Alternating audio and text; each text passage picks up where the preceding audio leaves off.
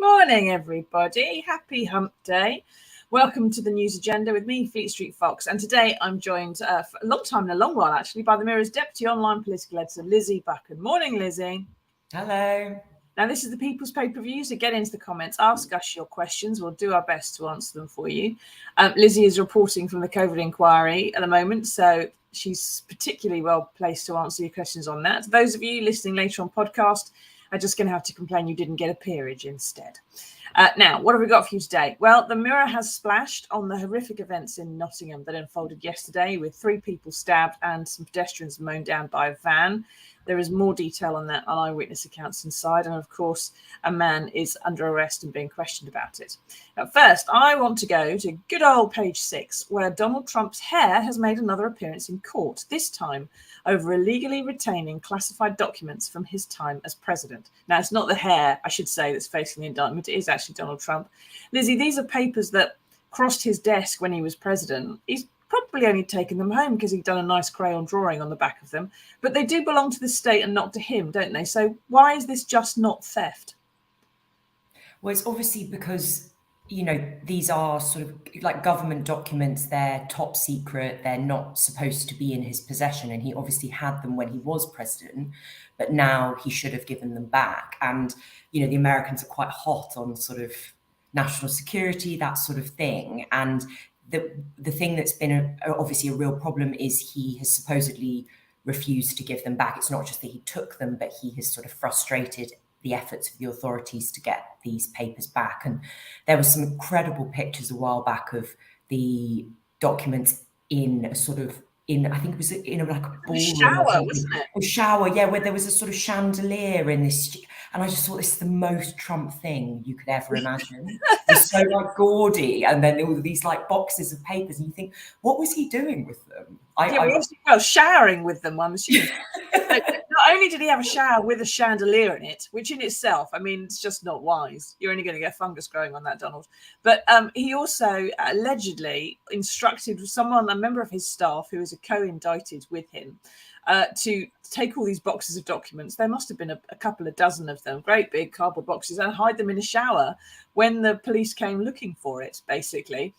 So that's why they're being sort of both of them charged. Now, what do you think, everybody? Do you think this is just, like I said, a simple case of him taking stuff home because he's done a nice picture on the back? Or what possible reason would he have for retaining information about the United States defense capabilities? What would happen in the event of attack? Things like this. These aren't just, you know, memoranda about a meeting on a Thursday afternoon. These are big, serious issues that are on these documents, or on the other side of the drawing, depending on how you look at it. Now, this all happened the day before Trump's 76th birthday. Happy birthday, Donald. And while there are some who think it won't dent his popularity as the Republican frontrunner for the presidential nomination, it was remarkable to me, at least, that all these much feared protests around the court, they had so much security, thinking the Proud Boys are going to turn up. There's going to be men in buffalo hats. It's going to be, look at that face. Oh man, stop with the tan, Donald. There'll be men with buffalo hats. There'll be all sorts of people there protesting because their hero is in court. And Lizzy, there was nobody. The only people that were there were the protesters shouting, "Lock him up." Has he lost it? Have all these court cases actually had that kind of impact?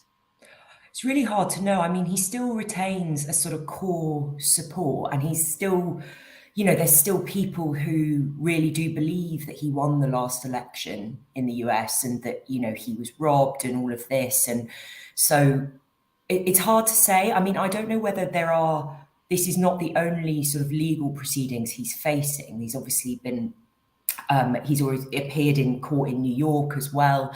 And I don't know whether there's an element of it that people just kind of can't be bothered to go to do these things, because well, this is not enough all the time. Part of all his protests, all his supporters just aren't. Then maybe they're just not that motivated anymore. Yeah. Maybe they're not that fast. It's hard. It's really hard to say. Obviously, this is all kind of part of the run up to the next presidential election, and everything's kind of really starting in earnest. And yeah, it's hard to know, because obviously Donald Trump never really, he always paints a picture of himself and what the situation is that is sometimes detached from reality. So always slightly hard to know, what he's saying about what's going to happen and what the people around him suggest might happen and what the reality is, especially because he has his own social network platform called Truth Social. So we don't really see him on Twitter or Facebook anymore, because obviously he got kicked out. And it means that sometimes he appears, and I sometimes wonder whether ordinary people are a bit like, oh yeah, there he is. Yeah, he's still a thing, isn't he?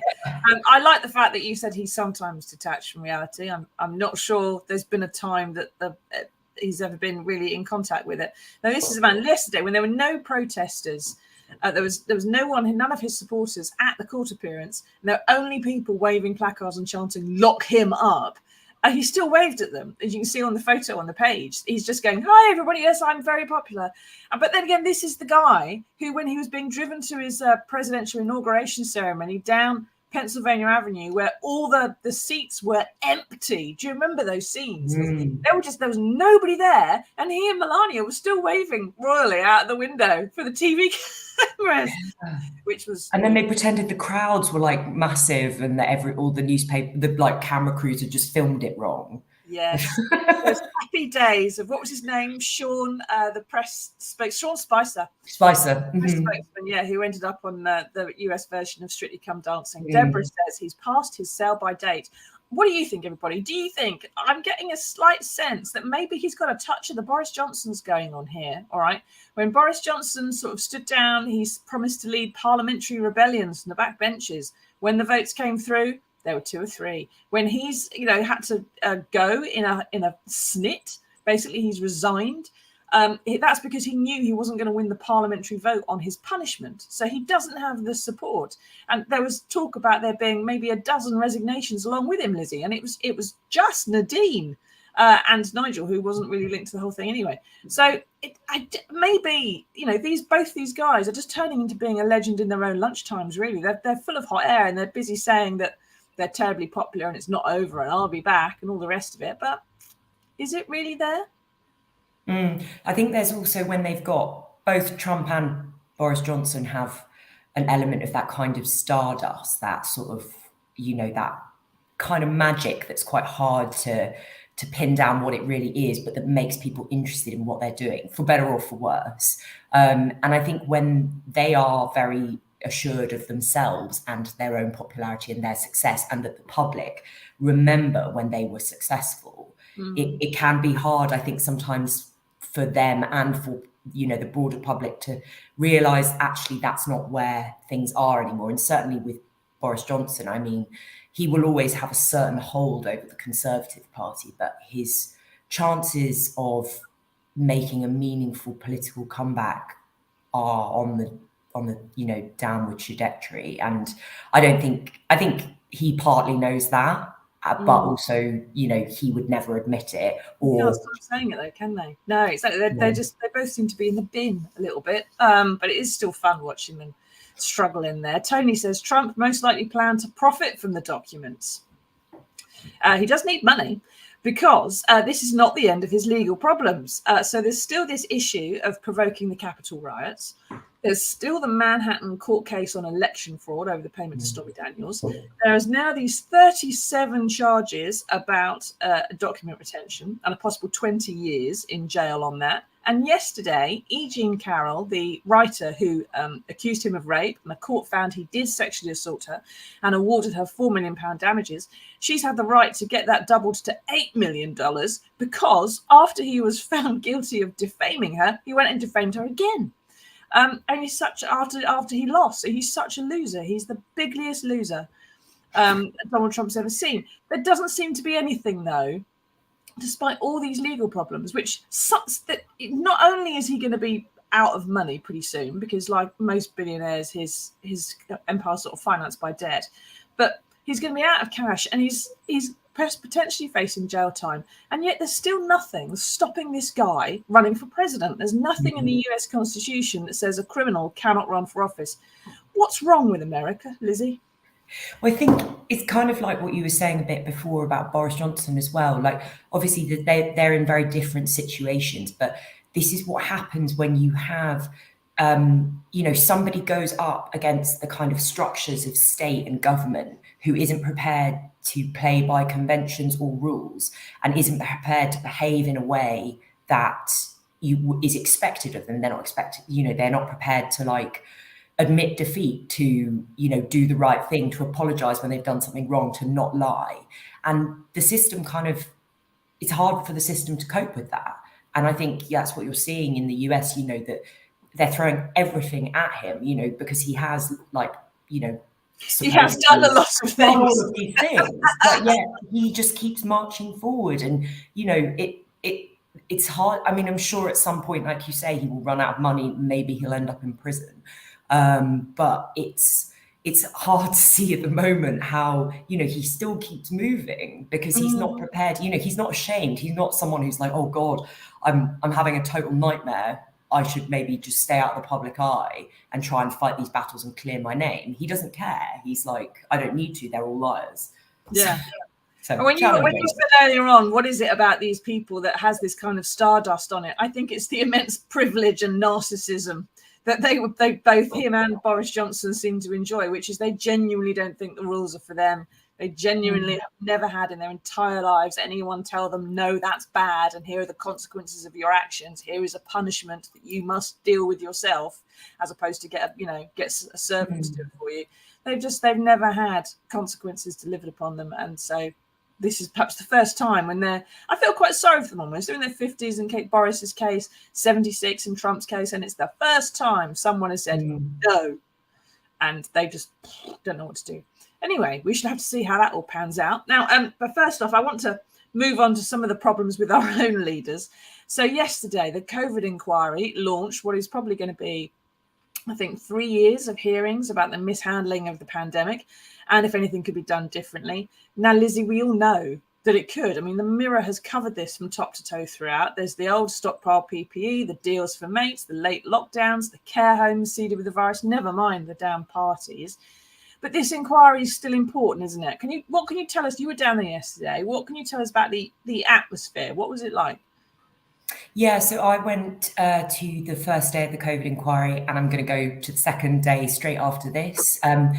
It is held in a sort of nondescript building in Paddington, but the first thing you see when you arrive, you sort of come around this corner, and there was a huge number of bereaved families, mostly dressed in red, standing outside the building, all holding pictures of their loved ones and sort of holding a vigil basically outside. And the atmosphere was really, it was very moving, sort of calm, but like, yeah, very sort of, that people just kind of want to stand there and remember.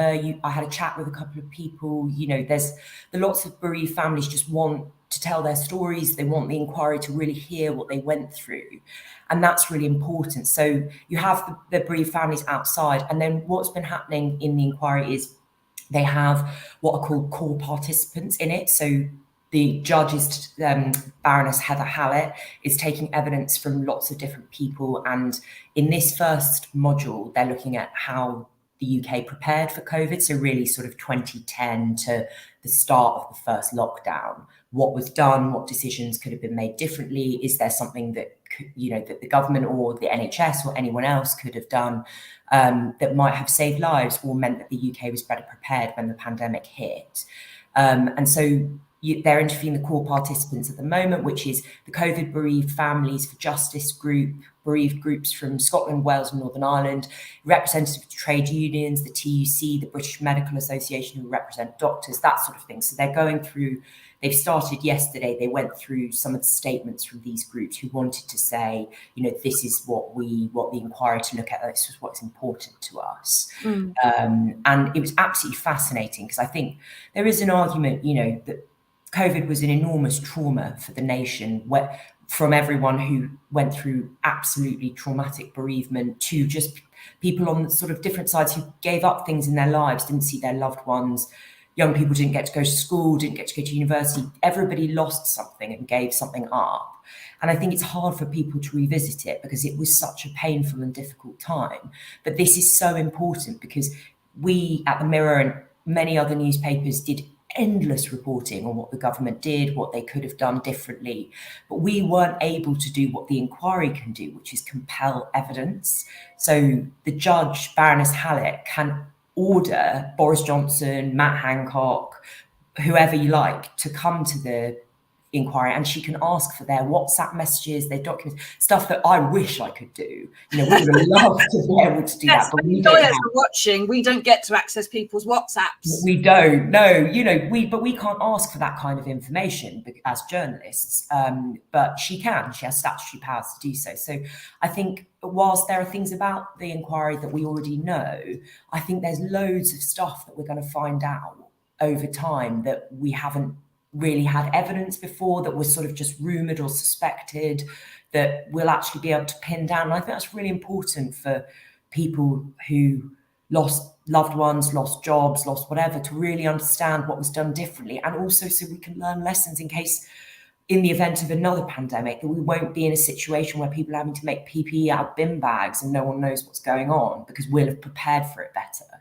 Well, one would hope so, although I do definitely recall that the vaccination centre was sold off soon after we finished using it. So, well, that's the thing. A lot of things that during the pandemic, which were considered to be good, like some of the contact tracing, free testing, all of these things, were sort of binned off.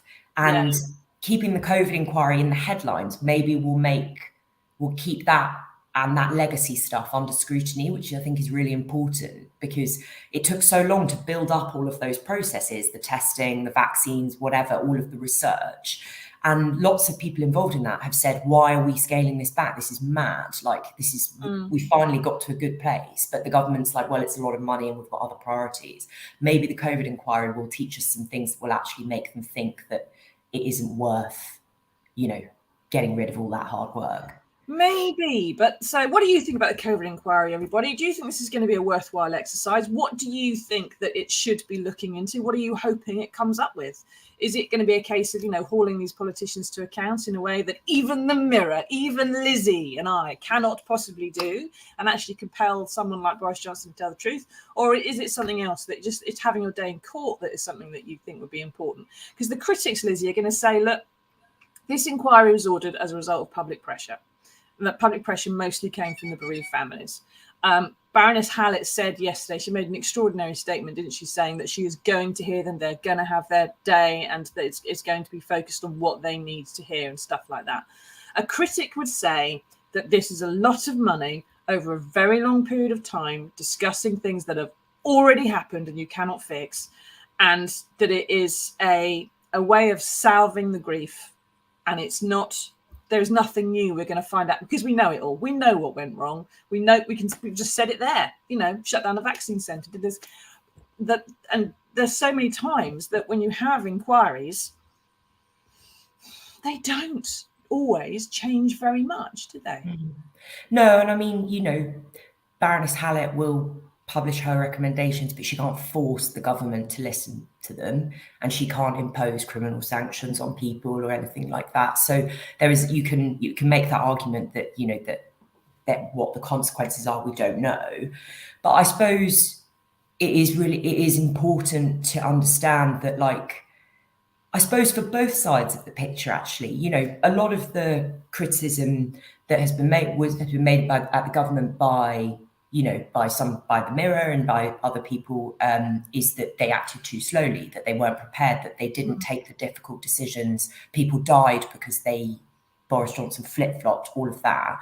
There are people in government who say, actually, we were working as fast as we could. There are things that they haven't been able to say, civil servants, people in government, arguments they would make to defend their decisions and their handling of it. And maybe they deserve a right to do that as well.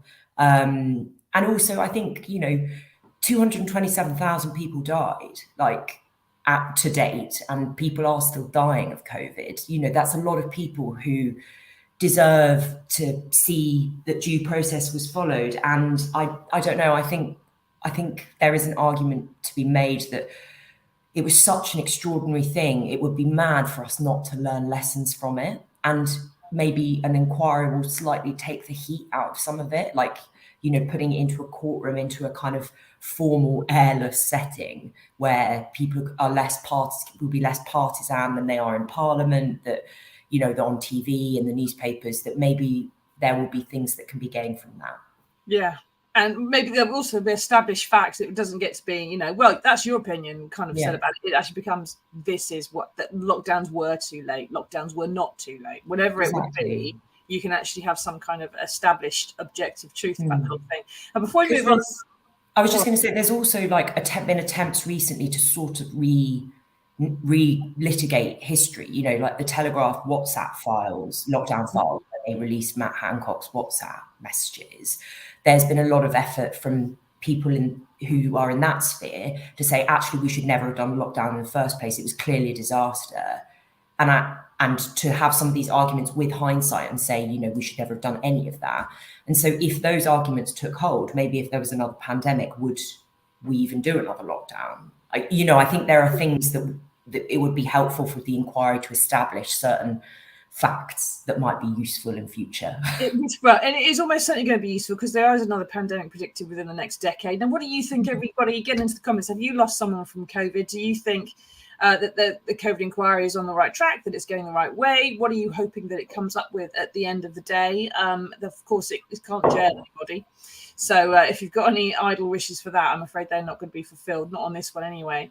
Now, but one thing I want to talk about before we move on to some good news, Lizzie, is that the TUC rep said yesterday that the row about Boris Johnson's WhatsApp messages and whether they're going to be applied and whether they're not, and what the government's holding back, that risks tarnishing the whole inquiry, that people would think, just by association almost, that it's not going to get to the full truth, or that the government is going to try and withhold that full truth. How do the families feel about that? Because, they're the ones. I think. Yeah. I think the bereaved families, certainly the campaigning bereaved families, are they're so fed up with Boris Johnson. They feel they've been very critical of his handling of the pandemic, and they feel that anything associated with him is just a sort of toxic political row that sucks the oxygen out of everything, which is certainly true quite a lot of the time. Yeah. And I think, the government argues that it doesn't want to set a precedent by releasing unredacted WhatsApp messages that are totally irrelevant to the inquiry. So to protect the privacy of ministers, not just Boris Johnson, but what this is really about is Rishi Sunak. It's not really about Boris. It's about Number 10 trying to protect the Prime Minister and stop there being the precedent that his WhatsApps will be freely available, because obviously he was heavily involved as Chancellor, doing furlough, doing all of that. He was in all the big meetings, and also got fined for Partygate as well. Yep. But so, they say that they don't want to set that precedent, but the inquiry say, well, it's not for you to decide. That's our decision. And there is a simple way of protecting the Prime Minister from having his WhatsApps released, which is to not govern by WhatsApp and do it properly. Government instruction and email, so that everyone can see what you're doing, because that's what's called transparency. Now, thank you for that, Lizzie. Thank you, everyone. Now, before we finish, we have managed to find some good news for you in the world. It's not all about Trump and Boris, and here it is.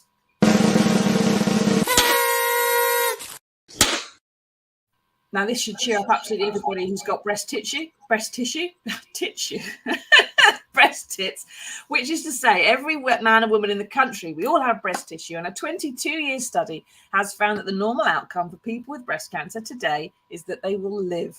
Now, that is an astonishing change from what happened. I can remember 20 years ago where, you know, it was a big, massive killer and it was huge issues and arguments are being fought about it in public. It still affects 57,000 people a year. 11,000 are going to die from it. But a study of those whose disease was caught in the early stages found that, well, 14% of them would probably die within 5 years back in 1999. Today, it's below 5% that are going to die within 5 years. And for some, the risk is as low as 0.2%. We still have the lowest survival rates in Europe, so it could be better. There's still more to do. But Lizzy, is this proof, do you think, that kicking up a fuss, which is what happened about breast cancer rates, really can produce results? Yeah, absolutely. I think it's a real testament to kicking up a fuss and also to the huge work that's been done by charities, campaigners to remove the stigma of talking about cancer.